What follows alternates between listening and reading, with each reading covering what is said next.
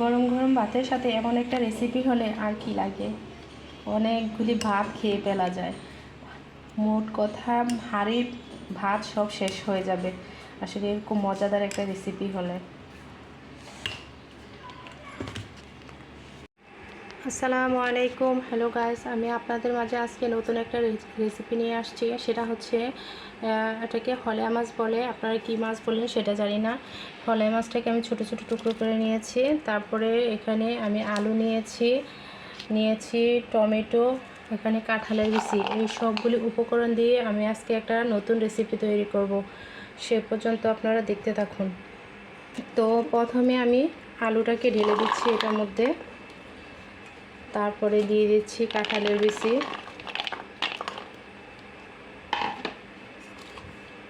তারপরে দিয়ে দিচ্ছি মাছগুলো। আমি মাছগুলো ভাজিনি, কাঁচাই এভাবে দিয়ে দিচ্ছি।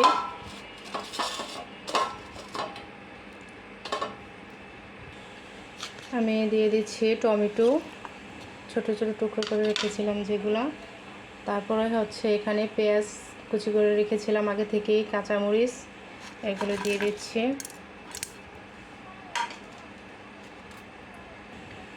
তো এখানে আমি 1 চামচ আদা বাটা, 1 চামচ রসুন বাটা, তারপরে আদা চা চামচ ধনিয়ার গুঁড়া, 1 চা চামচ গরম মশলা, 1 চা চামচ শুকনো মরিচের গুঁড়া, 1 চা চামচ হলুদের গুঁড়া, 1 চা চামচ জিরে গুঁড়া, মাঝখানে হচ্ছে লবণ দিয়ে দিচ্ছি পরিমাণ মতো।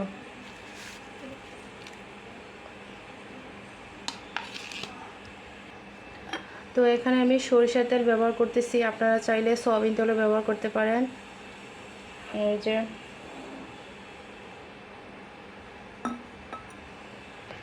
তো সবগুলো উপকরণ আমি একসাথে মাখিয়ে নিব।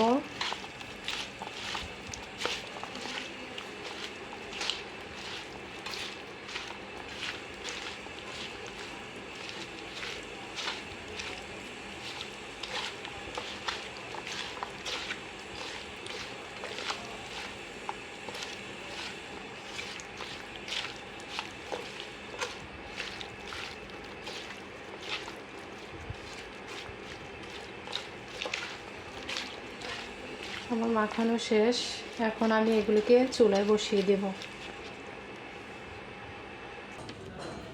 তো এখানে আমি কারেন্টের চুলায় বসিয়ে দেবো এখন এটাকে, তার জন্য চুলাটাকে ওপেন করে দিলাম।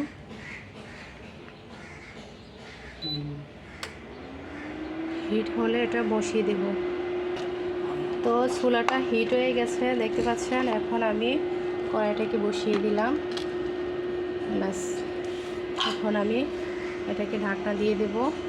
10 মিনিট পরে এসে আবার কী করব।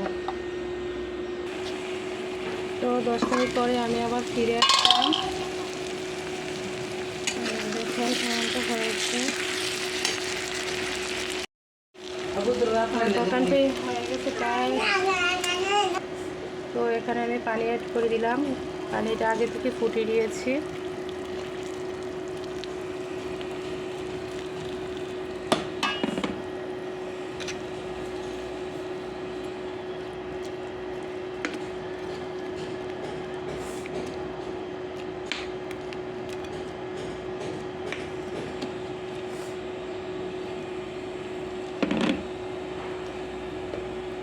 তো আমার তরকারি কিন্তু হয়ে গেছে, দেখেন অনেক সুন্দর একটা কালার চলে আসছে। এখন আমি ধনিয়া পাতা দিয়ে দিব এগুলোর মধ্যে। তো আমার রান্না হয়ে গেছে দেখতে পাচ্ছেন, অনেকটা সুন্দর হয়েছে রেসিপিটা।